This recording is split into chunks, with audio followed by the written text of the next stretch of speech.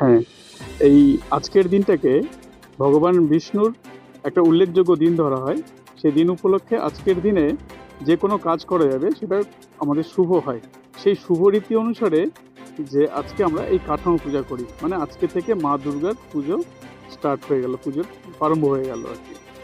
তো আজকেই প্রথম এই পালমশাই এই মাটি দিয়ে মাকে তৈরি করবেন, তার সূচনা আজকেই হয়।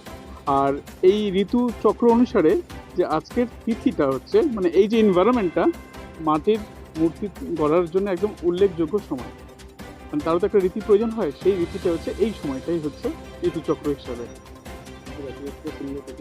হ্যাঁ, রথযাত্রার পুণ্যতিথিতেই এই দিনটাও শুভ, এবং এটা আমাদের আদি পরম্পরা সব ওই হিসেবেই চলে আসছে।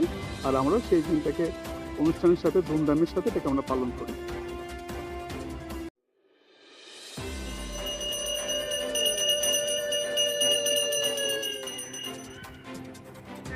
যে জিনিসটা অন্যান্য রথযাত্রার করা হয়।